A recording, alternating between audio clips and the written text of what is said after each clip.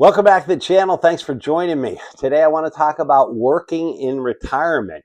And it is quite a topic today for a lot of baby boomers because at this point there are probably more baby boomers at retirees that are working part-time than ever before. And most of them out of necessity. Now, I don't know what the actual statistics are of boomers that are working as opposed, and some are working full-time still.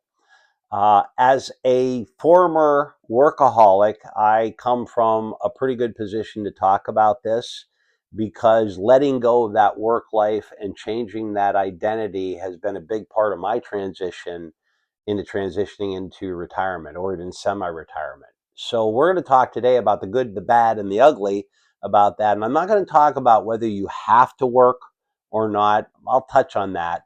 But we're going to talk about the good and bad and the ugly about working in retirement and how this changes your identity, changes how you view it, and how work is viewed at this age. So let's talk about the good. Um, I talked in a number of videos about losing our identity when we retire, because for 40 years our identity, large part of it was wrapped up in work. I know for me it was. Now that's not everybody. A lot of people go to a 9 to 5 job and they just do that so they can spend time with their family and they know it's important. They're not really career focused. They're more family focused, and their job is just a means to an end. It's a way to make a living so they can, enjoy and raise their family. So when you work part-time or even full-time in retirement, it can restore a sense of purpose and rhythm in your life that you didn't have, that you lost when you retired. Now, the good thing about it is you can choose how that looks. If you're in a good position, if you just want a part-time job working at Lowe's or, Home Depot or something like that, I understand that. But you can also establish a new identity if that's what you want to do. You can take you can take a passion that used to be a hobby and turn it into a business. We'll get to that.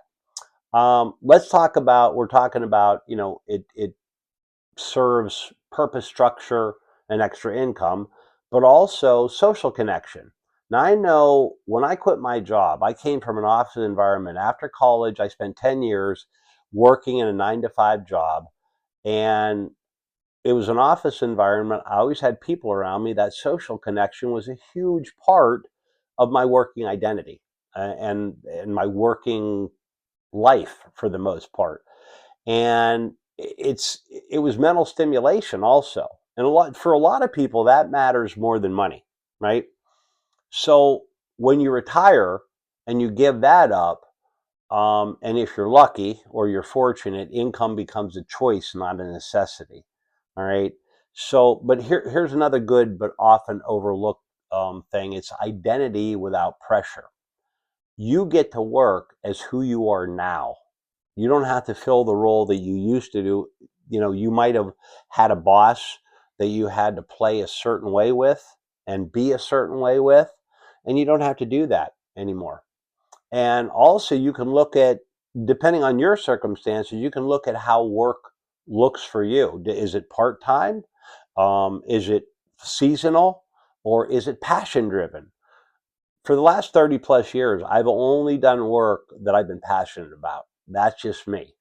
And you'll see in another video that a number of years ago I went bankrupt, but I refused to get a job. I just put the hours in and just built my businesses back up. That's what I had to do. That's what I wanted to do because it was not an option to work for somebody. That's just a personal choice. Um, so I had to learn, I chose jobs, the YouTube channel. This is something new to me. I had to learn how all this works, how to record, how to make a thumbnail, right? How to tag it correctly, how to upload it properly. So this is all new to me, but I was free to choose it. I was free to do this, even when I'm not making any money from this, right? Um, Probably won't make any money for a year or two. Who knows? But that's not what this is about. This is about, for me, it's about service. This is part of my passion.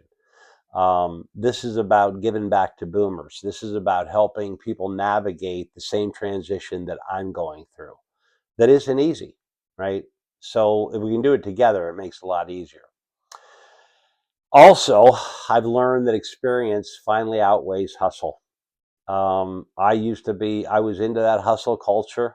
For me, toward the end of my life or toward the end of my career became very, very toxic. And I am kind of the anti hustle culture guy now.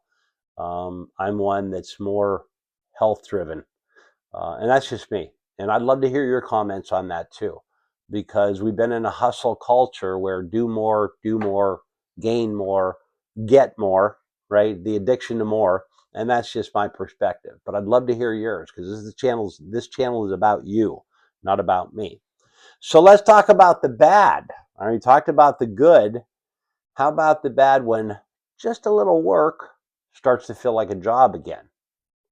That's why we retired in the first place, correct? Because we didn't want that job. We didn't want to do something that is like work because work feels like something we have to do. Um, and you got to question, you got to wonder why are you going to work for the extra income or are you running? Are you going for the social connection? That's okay. But are you doing it to escape loneliness? Are you doing it to escape grief? Or your loss of identity. That could be good, but it can also be not so good, depending on how you use it.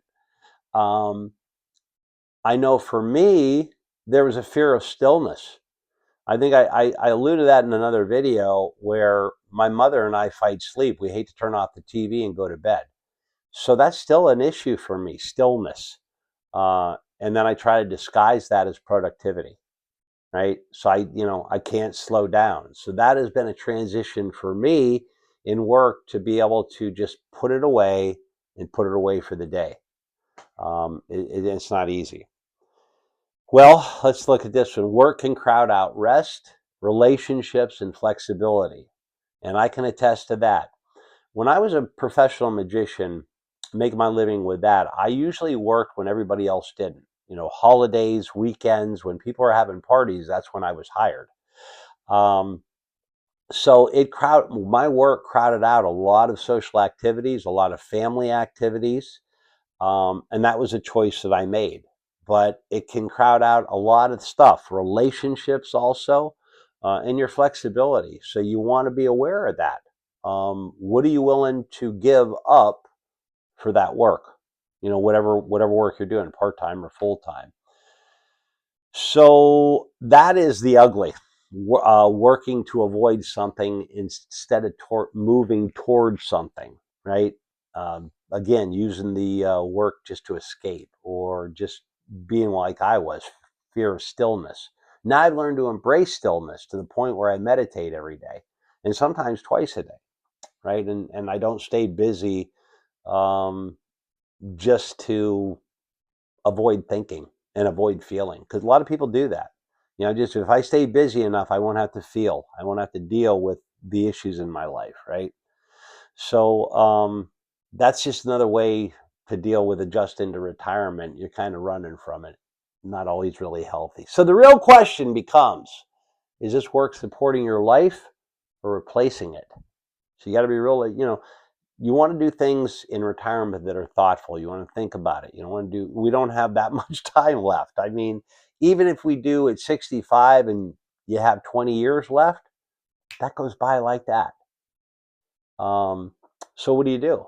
Well, you do a simple self check. That's all you do. That's what I do with everything.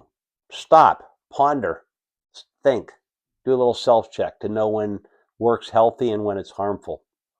Uh, and redefine success on your terms, right? Keep work optional. Don't make it obligatory. You need to redefine success and what that looks like for you. Because success, I used to be a motivational speaker and I would talk about success. And that's a very personal choice. You define what success means to you. You define how that looks, being successful looks in your life and around your schedule and around the work that you do. Don't let anybody else define that for you. All right. you can do this on your terms, because chances are you've got Social Security or some form of income and your work isn't completely supporting you. You can redefine success based on what you want. Okay. So you want to keep work optional, not obligatory, right? I want to hear your thoughts on this. This is a can be a contentious subject, but I'd really like to hear what you have to say. So hit that subscribe button, hit the bell notification, and remember, resilience isn't about age, it's about attitude. I'll see you in the next one.